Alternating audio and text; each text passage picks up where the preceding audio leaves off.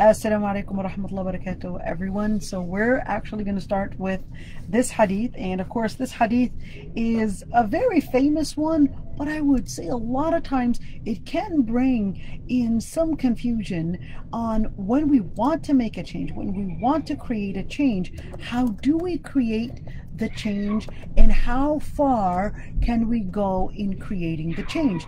And of course, when it's so easy to just say, well, if you see the change, if you see that something wrong, you gotta just get yourself involved and actually change it.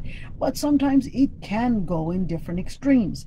We've seen how, some extreme, I would say, was very extreme to the point that it actually got out of hand at moments where it went like very extreme, kind of like ISIS. And at the same time, you've gotten other extremes that went into labeling people and calling people, all these different names, calling them mubtadi', calling them all the different names, in where getting them khawarij, calling them murji'ah, calling them all these different names, where it really got out of hand, and it became the people that started putting in these labels on whom they considered fits their Islamic label or their Muslim label, and who doesn't fit. And that becomes a really scary thing, because what are we really talking about in terms of making a change, and who decides the change, and who decides how the change is going to be? So that's where this hadith is actually explaining. عن أبي سعيد الخدري رضي الله عنه. عن أبي سعيد الخدري رضي الله عنه قال سمعت رسول الله صلى الله عليه وسلم يقول من رأى منكم منكرا فليغيره بيده، فإن لم يستطع فبلسانه، فإن لم يستطع فبقلبه، وذلك أضعف الإيمان.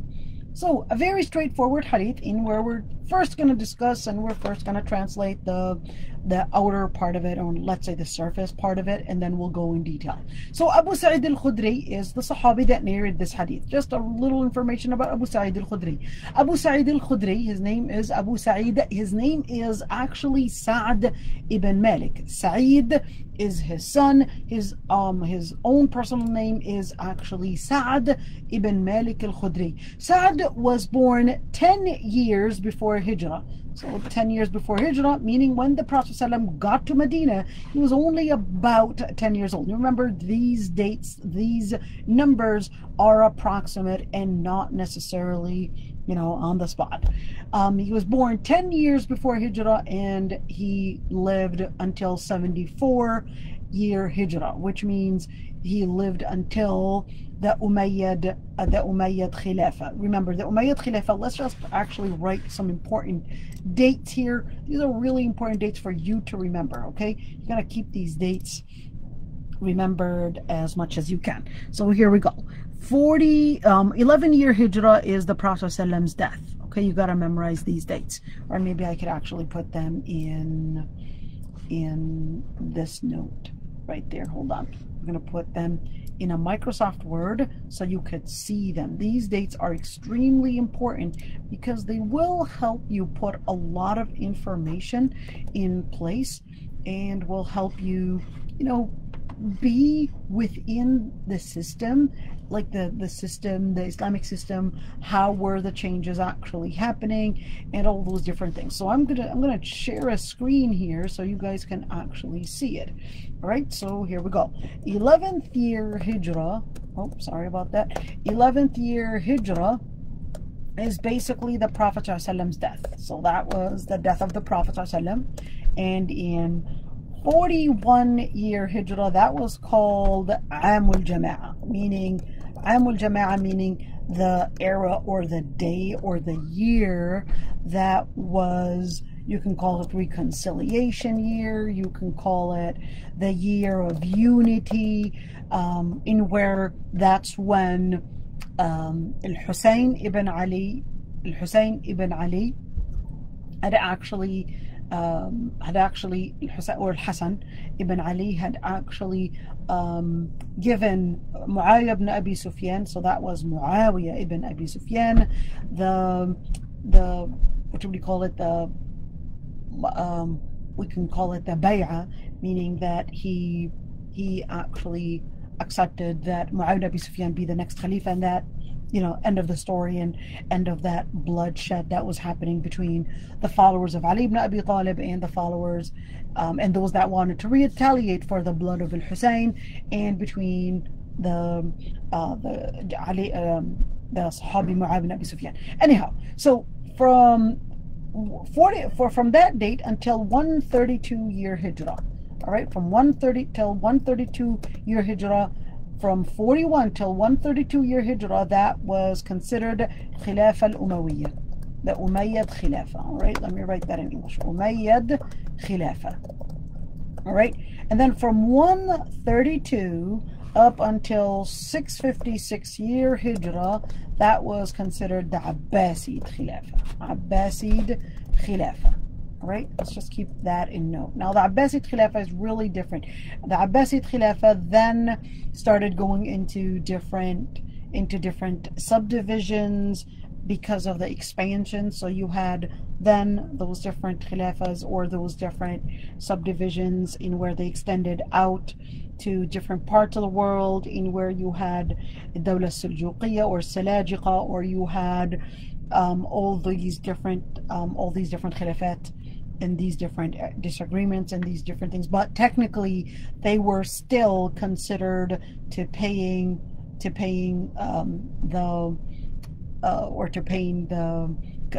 let's call it that they were as part of the Khilafah al-Abbasiyya, but technically they were actually a different division. Now let's at least work on those areas. So you look at these. Of course, there were other Khilafas, but we're just gonna end it from there. Now we're gonna go to the Hadith. We're gonna go back to the Hadith, and in order to see it, so we could see Abu Sa'id al-Khudri was actually part of the Khilafah al-Umayyah when he died at 74 year Hijrah. So Abu Sa'id al-Khudri, because he was 10 years old when the Prophet ﷺ migrated, he's considered one of the young Sahaba, and because of that, he actually narrated a number of different hadith.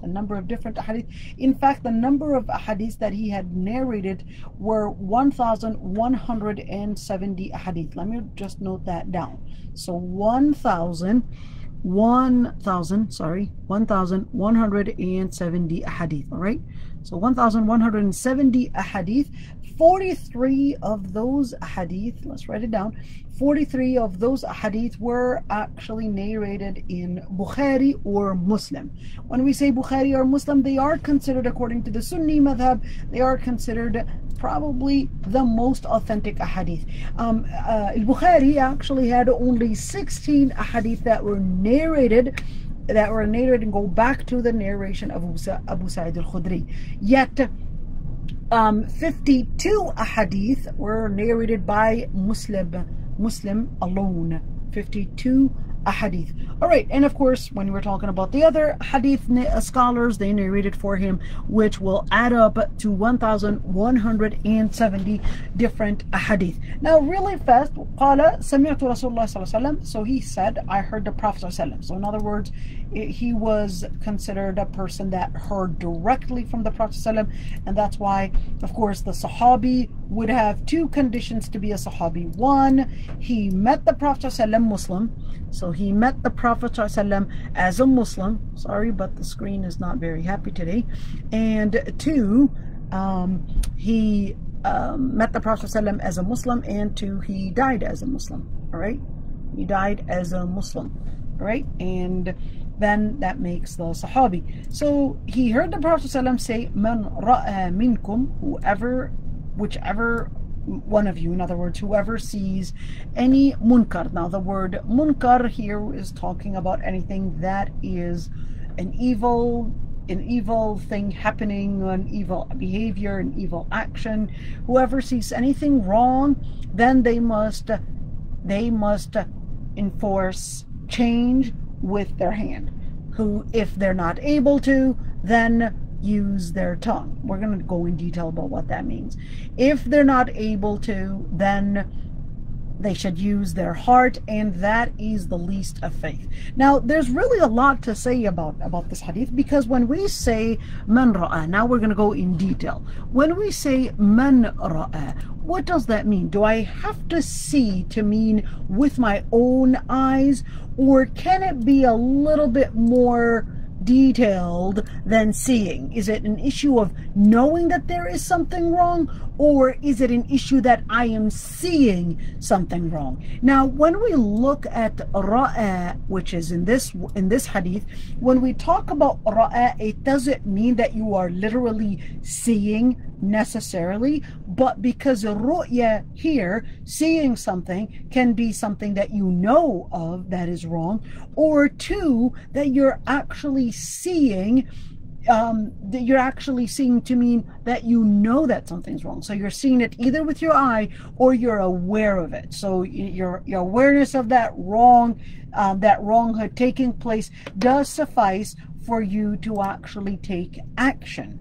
Now, how do we take the action? Now, before we go into taking the action, remember, man ra'a minkum would actually include whether you are seeing that wronghood, or whether you know that there's wronghood, or even if you had heard. But the most important thing is that you are sure that this wronghood is taking place and is not a rumor, or that way you want to make sure that if there is an assault, that one, it differs from an assault taking place by a person against another person, or by a person against Allah subhanahu wa ta'ala's limits.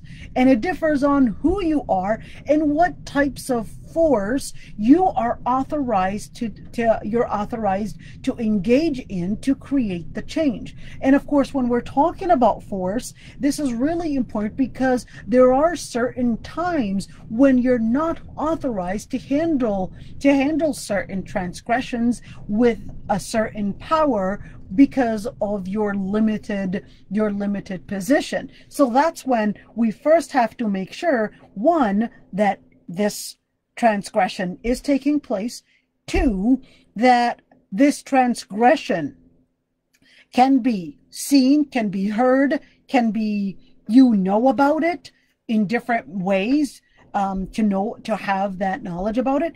And of course, when we're talking about a transgression taking place, of course, who defines the transgression? It's really important to keep in mind that when we're speaking of a transgression, we're actually going back to the definition of Islam, and that's what's going to define a transgression. A transgression is going to be defined either by Quran, Sunnah, or even the scholars that will interpret something to being right or wrong, or by the scholars to define whether what we understood from reading the text is really a wrong thing, or a wrong action, or a misbehavior based on Islamic terms. Now, when we look at based on Islamic terms, so that actually takes me to the issues that may have differences of opinions. When we're talking about, for example, muru'ah, and some scholars may consider something mukhalif or min khawarim al-muru'ah. Some scholars may consider, well, that's not necessarily something that is the best of the behavior, but it's not necessarily haram.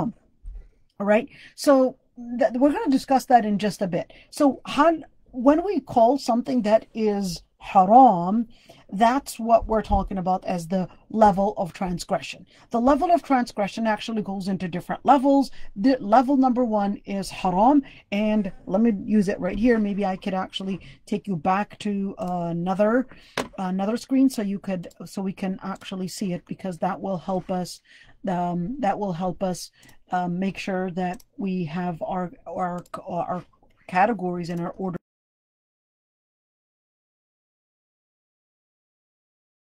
A haram thing when we're talking about, or something that is not approved. When we're talking about something that is haram, we would have a text that is defining that is haram. The text that's defining something haram could be going would identify and help us understand that we understood this right. And the other part is that how does the text actually tell me if something is haram or not. There can be a text that is straightforward wordings. Do not do. Or there can be a text that tells me that there was a punishment assigned either in this dunya, in this life, or in the akhirah, such as the punishment of stealing in this dunya or the punishment of lying in the akhirah. This would tell me that this is something that is haram. Now, something that is haram can be either a major sin or it can be a minor sin. What is the difference between a major sin and a minor sin? A major sin can, the ayat either set a punishment for it, or in this dunya or in the akhirah, or there could be a curse that Allah subhanahu wa ta'ala had considered that this is an action, that there's a curse on it. Let's give an example. Give an example in where the Prophet ﷺ actually said in the Hadith that that they're people that the Prophet ﷺ did not see during his time, but they will be coming in later times. And he mentioned people that will be lashing and flogging people. In other words, the people that would be in prisons, flogging people, killing people for no wronghood that they committed. In other words, they're just lashing people because of a right thing they were doing. And in other words, it's an injustice thing that is taking place. And he also mentioned women that would be dressed yet naked. So the Prophet ﷺ actually said that these people are cursed. So the curse would actually tell me it's a major sin. The minor sin does not have a punishment, and it's not something that the person would be cursed, but there are a hadith that identify that this was a wrong thing and that Allah subhanahu wa ta'ala dislikes it, that it takes the person away from, or distances the person away from Allah subhanahu wa ta'ala. So that's to help us understand minor sin. I'm just here, making it really fast for those that are new to what is called usul al-fiqh. Now, in the text, like I said, the text could say something straightforward wording, حرمت عليكم, or اجتنبوا كذا, in the do not do. It doesn't have to say literally the word haram. It can say the word, for example, اجتنبوا, stay away from it, do not do. Such the people that do such an action, and here's another word for it, in where the person that does such an action is probably described as a fasiq, as a kafir, as a munafiq, as maybe a different description, maybe they're distant from Allah subhanahu wa ta'ala. They're basically words that are telling us that Allah subhanahu wa ta'ala dislikes such an action, or Allah subhanahu wa ta'ala considered it as a red line in a person's connection with Allah subhanahu wa ta'ala, that this is distancing them from Allah subhanahu wa ta'ala. Now, the other part, which is when we're talking about munkar, we're going to talk about something that is obligatory as well. So an obligation. When we speak about an obligation, we're talking about, of course, a text that's giving me an order. When we say an order, we're talking about a text that's giving me an order. And the order could be in two different forms. The order could be in a form of mandation, and the order can be in a form of recommendation. All right, and there's a difference between both of them, because when we're talking about a mandation, it's basically mandating you, telling you, you have to do this. If you don't do this, this is punishable by Allah subhanahu wa ta'ala. If you don't do this, this is going to affect your deen. This is going to affect your iman, etc. Where recommendation is different, in where it can recommend something, just like the Prophet ﷺ actually recommended siwak and said, if that the Prophet ﷺ did not want to burden the ummah, burden the nation with more obligations. If he had the ability to do that, he would have ordered the Muslims to use the siwak before every single salah. before every single salah. So now you could see that that's a recommendation, but clearly the Prophet ﷺ actually said, I didn't want to burden. In other words, it's a recommendation, but that does not get to the level of mandation. It doesn't get to the level of mandation. Now, here's one thing, is that different terms for that. You've got the term wajib and the term fard. Although the scholars from the Hanafi madhab compared to the other schools, speaking, they both agree that it is a religious request to do something. They both would agree on that same part, which is it's one way of the text, meaning is sharia, meaning Allah subhanahu wa ta'ala asking you to perform something, asking you to do something in where you have to actually apply that. Now, this is just an idea of what we're talking about. What is the fine line? What is the fine line? What is the red line? So the most important red line in where haram and the haram part, in other words, do not do, and the do part. But here's one thing, is that there are certain things that may have differences of opinions. Let's say may have differences of opinions. And when we're talking about differences of opinions, let's give an example. Let's talk about, some things that are really famous to having differences of opinions, like niqab, for example. Differences of opinions between scholars, is the woman's face to be covered or not? Differences of opinions between scholars, and we have on this, and what that means is that you may believe that this is obligatory. Does it mean that if a person were to say, well, I'm sorry, sister, but your face is not covered, and this is haram, etc. Well, this is one opinion that has differences of opinions between scholars. So if that sister feels that she thinks that that opinion is a strong opinion that is supported by evidence, we can't necessarily call that sister an extreme sister because of her supporting that opinion.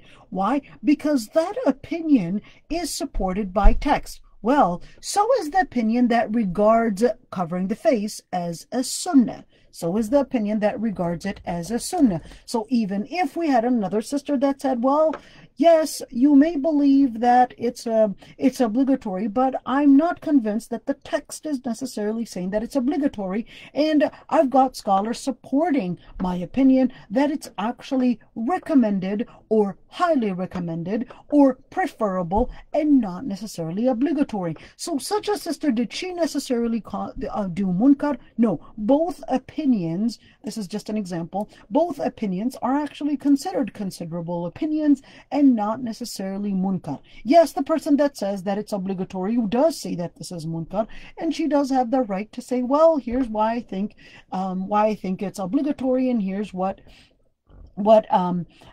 evidences I can provide and what the scholars have provided. Regardless, when we look at differences of opinions on, well, this is something on a matter that we might agree or disagree on its obligation, but let's talk about things that may not be very clear within the text. So within the text, we may talk about, well, let's give an example, let's talk about piercing as an example. Is piercing halal or haram? What's the idea? Why did they have differences of opinions? Well, they had differences of opinions because they had differences of opinions on what defines causing deformality for the body. So in Islam, generally, a person's body is actually considered as haram. So causing a deformality, whether that you are puncturing the body, or whether you're amputating a part of the body, or whether you are adding something on the body, just like tattooing, that's considered a type of deformality, that's considered a type of changing the creation of Allah subhanahu wa ta'ala. And that's why scholars explained that any type of deformality, which they had actually derived from the ayah in Surah Al-An'am, where Iblis would say, where Allah subhanahu wa ta'ala quoted that he it actually said, وَلَأَمُرَنَّهُمْ فَلْيُغَيِّرُنَّ خَلْقَ اللَّهِ, and I will order them to change the creation of Allah subhanahu wa ta'ala. In other words, shaitan's way to change the instinct and the pure creation that Allah subhanahu wa ta'ala, that is the fitrah inside people, is by changing their appearance, is by changing their body, is by changing the outside. That's how he gets into your inside. And that's why scholars, they went in detail. I know this is really strange, but believe it or not, you had, especially in the Shafi'i madhab or al-Ghazali, actually considered that even ear piercing, I'm not talking about ear piercing where, the piercing on the upper earlobe, but we're talking about the earlobe itself, just the simple ear piercing. Al-Ghazali regarded that was deforming the body and therefore haram. You had other scholars that considered that, well, the women during the time of the Prophet ﷺ were piercing their ears based on the hadith that was in Sahih al-Bukhari, in where Bilal ibn Rabah narrated that when the Prophet ﷺ, during the Eid, the Prophet ﷺ was encouraging women to donate, and the women started taking from aqratihin, al-aqrat meaning their earrings, their rings, their necklaces, and started throwing it inside the sack that Bilal ibn Rabah was carrying. So from that, the other opinions, the other scholars actually said, well, here it is. Bilal ibn Rabah saw that they had earrings, that they had necklaces, that they had rings, toe rings, all these different things that they were actually wearing it. And the Prophet ﷺ didn't say anything. He didn't comment, ladies, how can you deform your body? Why would you do such a thing? He didn't say anything, even though he definitely knew what that jewelry was used for. But then he just stayed quiet about it. And we know that in Islam, that the Prophet ﷺ seeing something would mean and indicate whether an approval or a rejection of something, in where we would say, we would look at the terms that he used, we would look at, and we can't necessarily consider the Prophet ﷺ just stayed quiet about it in order to encourage the women to donate, because you cannot consider that the Prophet ﷺ was quiet about something that is haram and died knowing that women were still practicing that. This is just an idea. This is just an idea when we're looking at differences of opinions. All right. So how do we actually relate to that? And how do we relate to those differences of opinions? The most important thing is, number one, is to understand that al-ikhtilaf and differences of opinions is actually a mercy. And that as long as that person goes back to the Quran and Sunnah, and this is really important because we're seeing a lot of people actually go back to the Quran and Sunnah, but unfortunately their interpretation of Quran and Sunnah is very off from what the Arabic text is saying, or even from what the scholars have interpreted, or interpreted the text and all the oral, or how it was supported to fall within the context of those ayat, the context of one. And this is really important when we're talking about context. We're talking about the context within the wording itself, the literal context, and we're also talking about the historical context. In where we're talking about historically, how did the Sahaba understand this? How did the Prophet ﷺ explain it? How did the Prophet ﷺ implement it during that time? In other words, and this is really important because in our times, there's something called the death of the author. And this is actually happening during our times, in where let's read and have our own interpretation for the text. And the death of the author is something that it was considered, especially in the postmodern era. And therefore, we can make and impose our interpretation, just like Abu Hanifa had his interpretation, or the Sahaba had their interpretation, and not realizing that those scholars' interpretations were actually going in accordance with the wording, with the Arabic language, with the Hadith, the Arabic. And when we say Arabic, when we say Arabic language, and when we say Hadith, those two elements are actually the elements to help us understand the wording and the circumstances that made all those different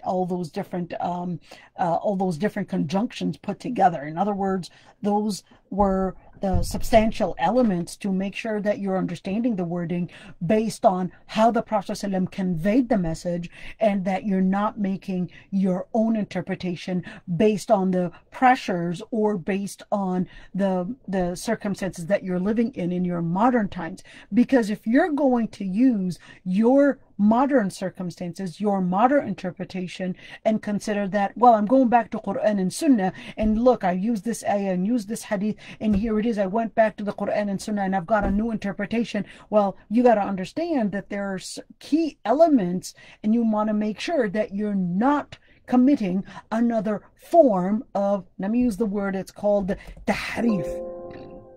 You're not using another form of tahrif. What is tahrif? Tahrif is a form of addition. You're editing the word of Allah subhanahu wa ta'ala, just like the people of the book have edited the word of Allah subhanahu wa ta'ala. Did they necessarily change the wording itself? No, they actually changed the interpretation. Tahrif actually means when you are reinterpreting, you're re-editing, you're changing the actual meaning of something, even if the same word is kept in place. For example, somebody might say, well, al-hur al-'ain are not really women in Jannah, but they're actually a type of grapes, as we see that the word hur actually means grapes in the Syriac language. Syriac is not Syrian. Syriac is another Semitic language that certain people speak in different areas in Syria, in Palestine. There we've got some people that speak Syriac, and also in Jordan as well, in Iraq as well. There are people that speak Syriac. It's a Christian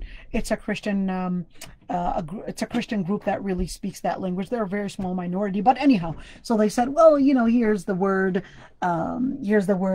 that can be interpreted by using a Syriac language, and that way we can talk about the grapes in Jannah and not really women in Jannah. And you could see that this is actually happening during our times, and this is actually the worst munkar. This is the worst transgression on the words of Allah subhanahu wa ta'ala that we have during our times, which is reinterpreting, changing and editing the words of Allah subhanahu wa ta'ala and giving it a different meaning, and using different interpretations that are really based on the pressures of our modern times.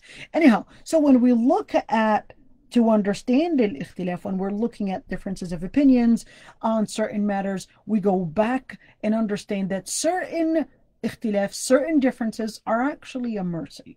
Differences of opinions between scholars, we leave it there, and let's not rush in labeling. And I want to make sure that we use that word, because this is really common in where certain people might rush in getting people out of Islam. And this is really important to say, because when people rush, let me use the word here, which is, at-tafsiq and at-tabdi'. This is really common where people rush to do that tabdi', and calling somebody you're a mubtada, and calling somebody, hey, you're a fasiq, you're out of the religion, etc. It's really important to mention that that's a scholar's duty and not a random person to call an X or a Y, you're a mubtada, you're a fasiq, etc. That's something that the scholars are actually the ones to use those labelings. But it doesn't mean, we don't want to be judgmental, because that's what a Muslim does. A Muslim is supposed to be judgmental, not on people, but judgmental on the different behaviors. So to point out such a behavior is wrong, and this behavior is right, or this behavior is missing within the ummah, is actually supposed to be every Muslim's duty. And to consider that this is a scholar's duty is actually very dangerous, because the Prophet ﷺ actually says, "Man ra'a minkum munkaran," and the word "man" in Lugha Arabiya and also in Usul actually means that this is what we call al-umum. The word man means that anybody, that da'wah and ordering for what is right, and ordering or ordering people to leave what is wrong is actually every Muslim's duty and is not exclusive on the scholars. It's every Muslim's duty, and every single Muslim must engage in correcting what is wrong and ordering for what is good. All right, so when we look at man ra'a minkum munkaran falyughayyirhu biyadihi, whoever sees anything that is a transgression on Allah subhanahu wa ta'ala, munkar, falyughayyirhu biyadihi. Now the word falyughayyirhu biyadihi would actually indicate that the first level is that if you're able to change it, and of course this is when we talk about biyadihi, is giving me a metaphor that this person is actually in place of authority. The metaphor indicating biyadihi does not necessarily mean with his hand in where you're breaking the items, you're pushing, shoving, etc. But this is indicating power. This is indicating authority. If you had the authority to make the change and enforce a change, then do so, and that's the first level of making a change. Now, what's really important to mention is that when we talk about authority, whether it's a parent authority, whether, of course, the highest authority is really the government authority. If the government authority had the ability to enforce a certain law to bring about what is good. And this is really important because there's something called sadd al-dhara'i', and this is actually a legal maxim in Islam. What is sadd al-dhara'i'? Sadd al-dhara'i' would mean you're blocking all the means that lead to evil. And you would know that these things are causing evil, therefore chances are there are more people that are going to fall in this. So how do we actually consider something being evil? You're going to look at, does it lead to evil always? Does it lead to evil most of the times? Does it lead to evil often? And that is going to determine, that's when we look at the statistics. We use the studies in order to tell me, well, how often is it leading to such a deviation or such an evil thing?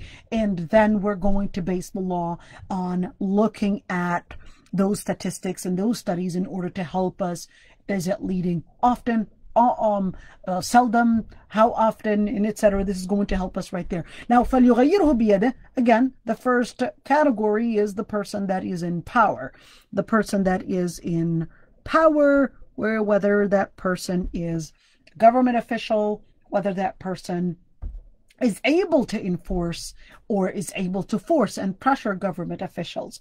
So whether, let's say, a person was had their ability to tell a government official or pressure a government official to take certain measures relating to a certain matter, then in that situation you have the responsibility to pressure that. And that's why it's really important that even the Muslims would also talk to their probably representatives if they have the power to pressure the representatives or pressure those that are in official positions to make the change or certain changes. Or even when we're talking about power, we're talking about the power to make the change, not only, and let's not be limited in our understanding of a transgression. A transgression, whether on, now let's go again with our levels, D-N-A-I-M. Let's remember that one. The D-N-A-I-M, the first transgression is against people's deen. Okay, I'm going to take you to the other page in order for us to see it right there. So here we go. So the first transgression is, let's put it right here. The first transgression is going to be on people's deen, on people's religion. So what does that mean? Somebody's spreading misconceptions on Islam. That's the first transgression that you want to be considerate of. The second one, let's say in people's deen, somebody is affecting people's deen,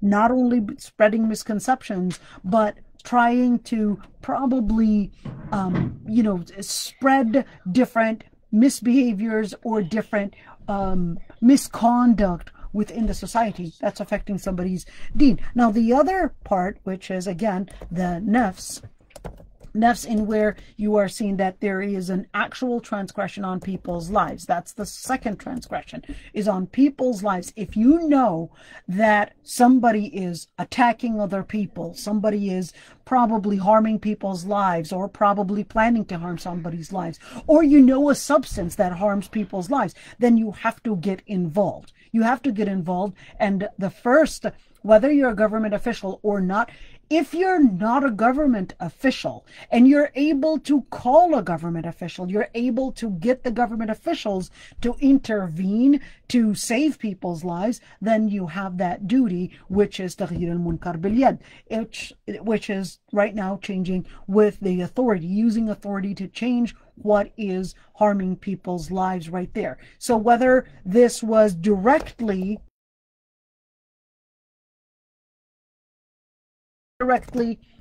indirectly harming people's lives, maybe people selling substance, substance abuse is really common. People are making some type of a weapon that can that directly harms people's lives. Of course, the matters that are directly harming people's lives, then what if that particular transgression is on me, or is I can see it. So intervene and actually have a government official act. You're put on the spot. You didn't have the time to call for a government official. Right now, this person is going to shoot.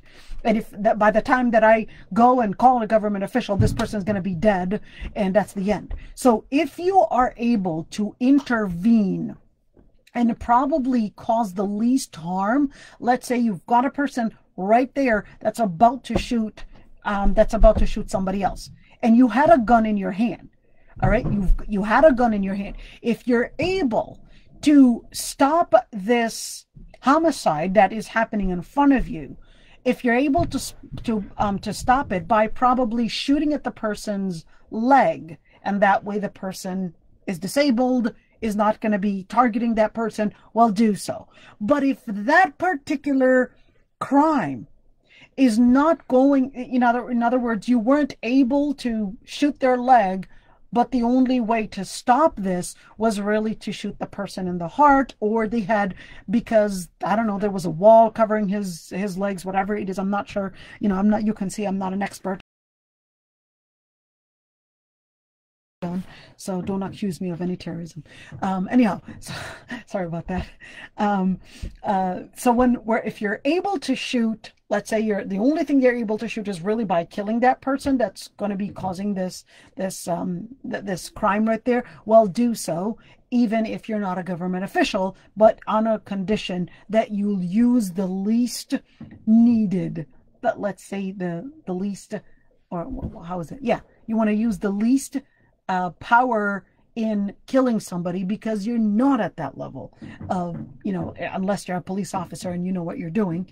So then that's a different order. But in general, when we're talking about you're seeing somebody's offense or an attack on somebody, directly on people's lives, that's when you would have to intervene. Now, when we talk about الضرر, to change and to take away the evil, you want to use, when we're talking about power, you want to make sure that you also weigh, and this is really important, this is fiqh here, you want to make sure that you are using the right amount of force. You don't want to use force and then end up ruining things. Let's give an example. The father might use force and tell his child to get out of the house because probably smoking. All right. He might actually use this force and end up probably losing the child to probably a group of gangsters, because he thought, well, I just want to make sure that he doesn't smoke in my house, and understands that this is something that I can't tolerate. Now, what he might end up doing is actually having his son getting addicted to other than a cigarette. could be so many different things out there. So that's why weighing, this is just an example, weighing the force, the amount of force that is used, and how much where I'm using it, and the consequences of using that force is actually wisdom, because you don't want it to go in the wrong direction. Now, when we look at DNAIM, the other part of, here we go, let's go right there. The other part of, again, we're here looking at these munkar, or let me say these maqasid al-sharia. These are maqasid al-sharia. These are the legal maxims in Islam, in where D stands for deen, N stands for nafs, which means lives, A stands for aql. So when we look at aql, we're actually going to look at preserving the mind. So the person, the assault may be in where it's directly harming the mind. When we're talking about directly harming the mind, we're actually talking about things like drinking. And of course, we're talking about alcohol drinking, or indirectly harming the mind. Indirectly harming the mind in where we're looking at things like maybe weed, maybe what do they call these incense stuff? Those different things that they're actually using right now. CBD and all these different things that they're using. All right, those different items that may indirectly be, causing the person to at least not have a sober decision making. So in that situation, then that's when you would need to get involved. And if you're able to get involved directly in where you're able to, make that person stop from drinking, in where you probably knew you had the power to stop that person from drinking. What did you do? Perhaps that was a friend of yours, and you managed to find a different way to stop them from drinking, probably taking them to a basketball game, or let's go ahead and run, or maybe let's watch a movie or something like that, and you stop them from drinking. Well, good for you. But if, let's say, you weren't able to do that by using those methods, and you saw that, I'm just going to pretend that I dropped a huge rock over it, or I dropped the TV over those cans, or those I don't know those bottles. All right, so what did you do? You had the force, and you used some kind of a force in order to break those. But if you're going to probably break it and then cause the harm in where that person might get so angry and probably shoot you, and you knew that they had weapons, well, first of all, you shouldn't be in that environment. But second of all, if, let's just say, the circumstances, they just unfold when sometimes you least expect it, and you knew that person can be out of control, and they can go from drinking into, probably because you broke their items, to probably shooting you, or probably creating an even more dangerous thing. This is how you want to look at it. You want to look at it that preserving your life is more important than preserving the mind. Always, it's really important to keep in mind that your safety is actually a priority, although, you don't belong in those areas. So just make sure you, when you see those different things, don't put yourself in those areas. But what if I see it and I just happen to see it? And it happens, especially with the youth, these things happen. So let's go ahead with the other part, which is the I, and where there's an assault on al-ird. What is an assault on al-ird? An assault on al-ird would actually mean on the person's chastity. You saw somebody about to rape another sister. All right, that's when you would have to get involved. If you're able to get involved with hand, in where you're beating up the person, you've got the power to get him off, or you've got the power to fight him, or to stop this, then do so, because this is an attack. You're able to do that. Or even if the sister actually had the power, beat him up, or I don't know how she's going to, but she had the power to do so, then do so. If you had the power to do so, or probably had a gun, or had a knife to stab the person and protect herself. In that situation, and she's protecting her chastity, or he's protecting his chastity as well, and making sure that the chastity is safe from rape or any type of any type of molestation or any type of abuse from that area. And of course, it's really important to mention that when we're talking about any type of assault on a person's chastity, these are the areas that they're really sensitive.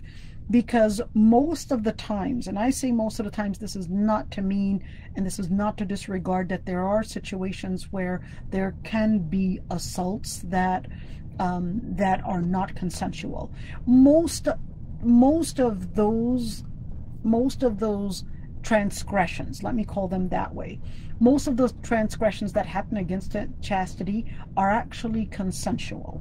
And what I mean by that is most two sides are actually consenting to perform such an act, and rarely are those acts necessarily not consensual. I'm not saying that non-consensual acts don't happen, but most of them are actually consensual.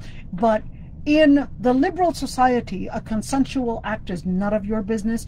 In Islam, regardless of whether it is consensual or it is not consensual, it is an act of transgression against the principles that Allah subhanahu wa ta'ala had considered as sacred. So regardless of whether it was consensual or not, and this is really important. So in Islam, is that even if it was consensual, any transgression on such, you have to get involved if you're able to, and actually stop it, or put in that power. If, let's say, if it's the father, to probably say to his son, I don't want you leaving the house, or maybe see what is causing that hyper, call it whatever you want, that hyper, what's an appropriate word that I can use,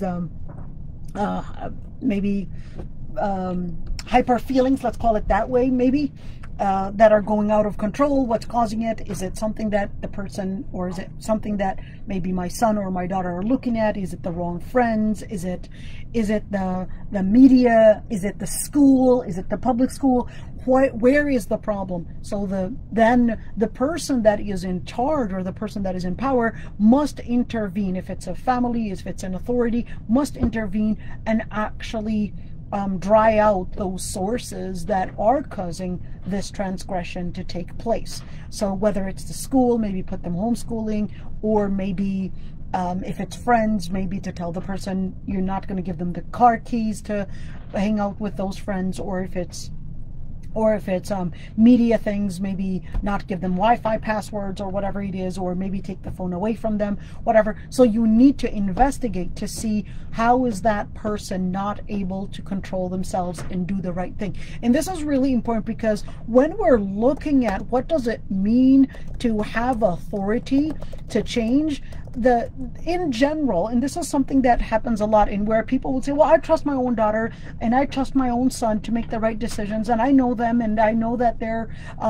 really that I raised them right, therefore I know that they're going to make sound decisions. Well, this is a really dangerous thing to say, because in Islam, nobody can guarantee that they are safe from fitna. Nobody. Even Prophet Yusuf alayhi salam actually says, وَإِلَّا تَصْرِفْ عَنِّي كَيْدَهُنْ أَصْبُ إِلَيْهِنَّ وَأَكُنْ مِنَ الْجَاهِلِينَ. Even Prophet Yusuf alayhi salam actually said it straightforward: if you do not keep their fitna away from me, أَصْبُ إِلَيْهِنَّ, I will وَأَكُنْ مِنَ الْجَاهِلِينَ, and I will be part of those that are jahilin. In other words, those that will fall for their inclinations, for their pleasures, etc. If this was Prophet Yusuf alayhi salam, how is it with any other person? If this was a prophet saying it, how is it with any other person? So you can never guarantee and say, well, I know my daughter or my son, or I have confidence in them. Never have confidence, not even in your own self. Even the Prophet Yusuf alayhi salam did not have the confidence in his own self, in where, yeah, I'm not going to fall in fitna. So in those situations, which is why that we would have an authority to overlook and make sure we're actually doing the right thing, to make sure that we're actually doing the right thing, in where there's always that backup. What does it mean to have a backup? first, yes, you have to have that religious faith in the religious sound, that faith in you to do the right thing. That's one thing. But then there's the backup. When those people, they still might fall in their inclinations and fall in their fitna, then there's the other backup to put people and help people stay on track, which is the authority. Could be the government, in where the government gets involved to make sure that people are doing the right thing. And then the second part, which is the family, the tribe in general, the family in general. And then thirdly, which is the parents, the brothers, the sisters, which act as that supporting team to make sure that that person is actually intact with the words and the principles that Allah subhanahu wa ta'ala had mentioned. And the other part, which is al-mal. When we're talking about mal, we're talking about money and wealth. So when we're talking about wealth, we're talking about mal, we're talking about either whether it's in the way that income or that money is brought in, or whether in the way that it was spent. So when we're talking about the way that it's coming in, is that person stealing? Is that person coming in? Probably is that person doing abusing people with their wealth, etc. And of course the way that it's spent. Is there gambling involved? Is there probably, again, the way that the person, and that's basically the person that may be using or buying things with no hikmah, with no wisdom. And such a people, they're basically, the fasiq. They've got a certain amount of money that acts as their income, but they're wandering their money, that tabdhir, they're wandering the money, and they're not having that money management in place. So that's when, and this is really important, because if the person does not have that control, self-control over their wealth, and they're not using their wealth wisely, that's when the family intervenes, and they would do that financial quarantine on them, and then the family would take over in dealing with that person's money, in where they'd be the ones to actually buy. And that's when the wali would intervene and say, well, wait a minute, we're not gonna give you that authority over your wealth, because you're wandering your money, or you're gambling with your money, which is a type of wandering, or you're not using your money right. And you've got different financial responsibilities. Your wife and your kids, you need to pay the rent, you need to pay your utility bills. You're not doing that, yet you go and actually buy expensive cars and expensive jewelry when you don't even have that money for it. Therefore, that type of mismanagement with that wealth, that's when the family is supposed to, and they would have the right to intervene in Islam and actually act as the awliya, as the authority, to make sure that that money is spent correctly on the responsibilities that person is responsible for, and so forth. So this is really important when we're talking about, so how do we understand il-munkar? Those are the orders that we actually look at them in. So here, if you have the ability to change it with your authority, if you have the ability to change it with your power, then do so. If you weren't able to change it with your physical authority, or with your power, then you would go. If you're not able to, and this is when we're saying you're not able to, because in general it can be hard that all people, لا يكلف الله نفسا إلا وسعها. What does it mean that I'm not able to? One, it may be that it may lead to a more harm than what if you were to intervene with your power, with your authority. It may lead to a bigger harm, so you might want to probably go to type 2 or level 2 in changing that wronghood, which is using. And when we say bilisanihi, it's a metaphor to mean your oral power, or your oral source, let's call it that way, in order to make sure that the change is taking place. So in such a situation, this is a metaphor again to tell you, you know, this is done in a literal way, in a more of a talking way, in a method that you're trying to speak. When do I go for this method? I go for this method when method number one is not something that I have the power to engage in, or two, it might actually bring a bigger harm. If it might bring in a bigger harm, then go for level two, which is trying to talk about it, trying to make the change. Maybe if you're able to talk to the person individually, then do so. If not, maybe write an article, maybe write a post, maybe talk about it in a khutbah. If you're able to talk about it in a khutbah, talking about that behavior, not the person, because the last thing that you would want to do is do a fadiha instead of a nasiha. What's the difference?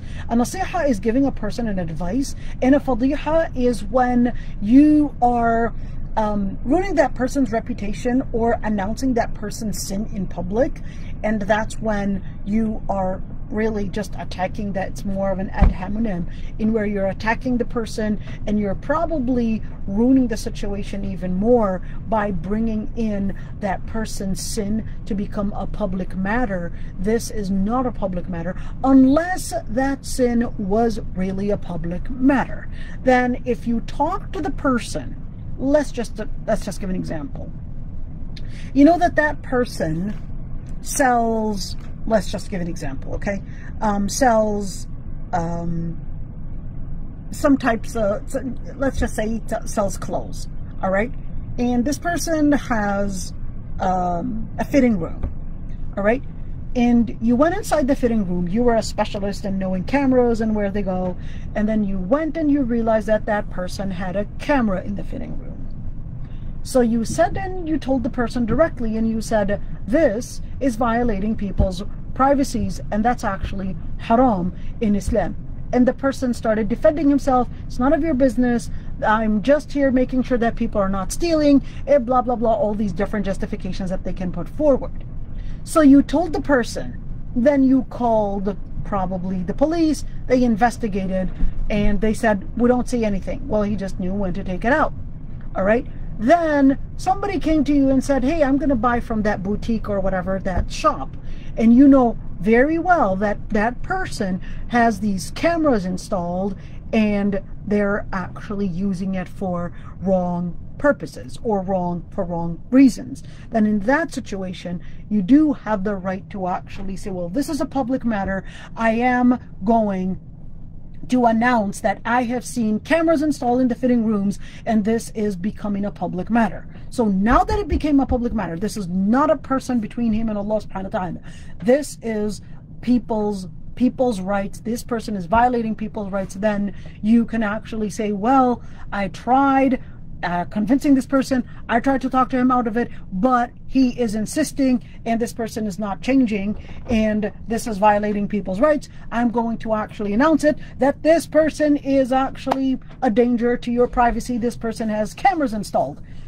Well, that's when you tried with your tongue, but then with your tongue explaining to that person, but he insisted, and in that situation you wanted to do something else, probably write an article, probably announce it, probably tell everyone about it, probably get other people involved in order to say, listen, this is a violation, here are my camera shoots for where I saw those cameras installed, and here are my videos, and this is what I had seen. فإن لم يستطع فبقلبه وذلك أضعف الإيمان. If you're not able to do that, then فبقلبه. And this is really important. Everybody pay attention to this one, because this is a really critical point.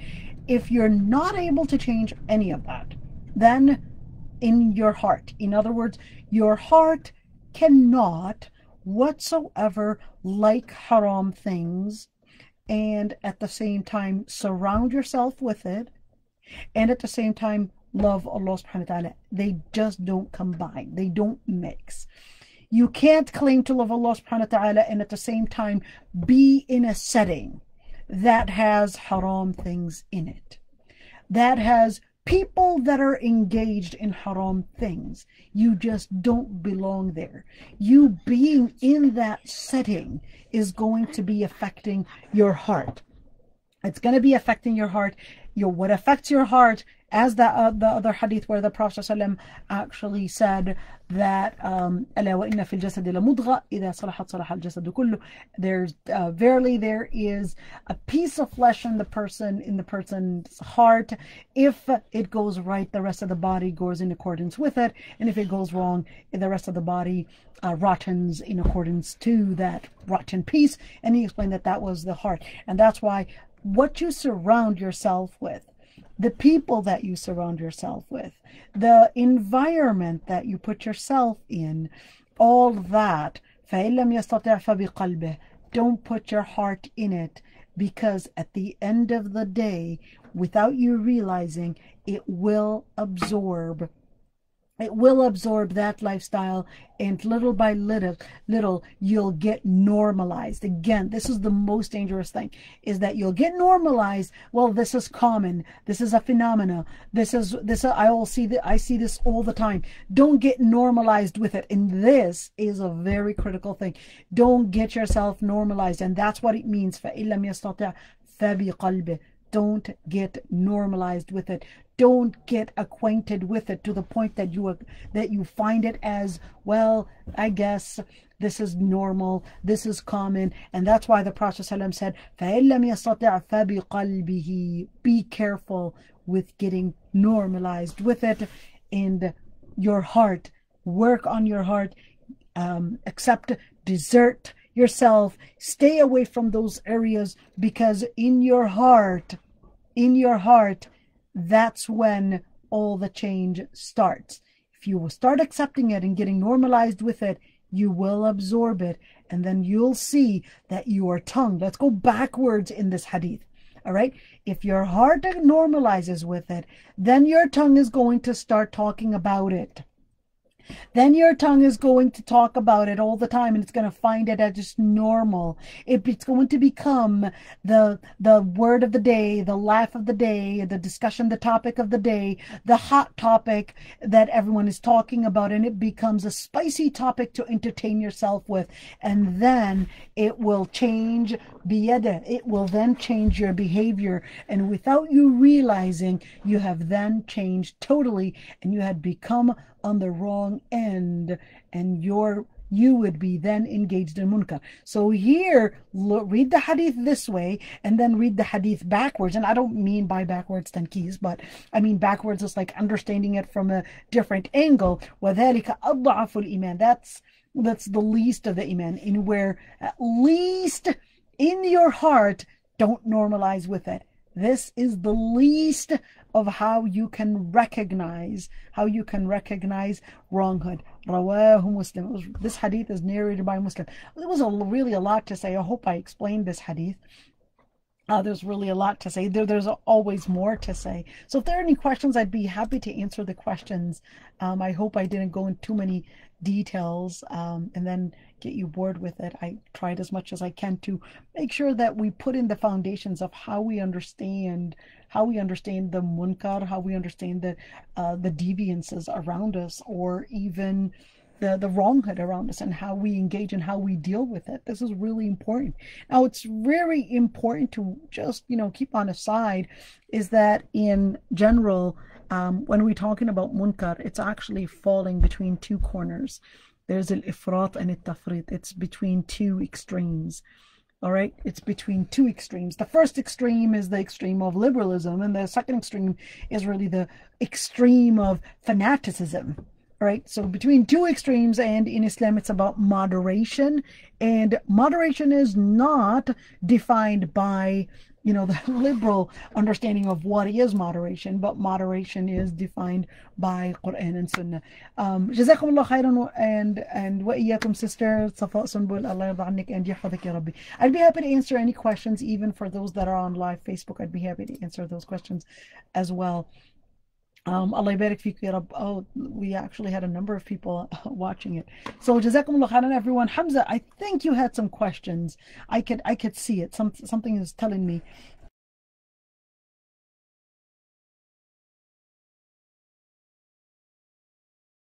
attendees, young son of mine, I would say. So if you would like to, let me see. Oh, yeah, you are allowed to unmute yourself if you want to unmute yourself. Go ahead. I guess no one has a question. All right, so Assalamu alaikum wa rahmatullahi wa barakatuh, everyone, and jazakumullah khairan for attending.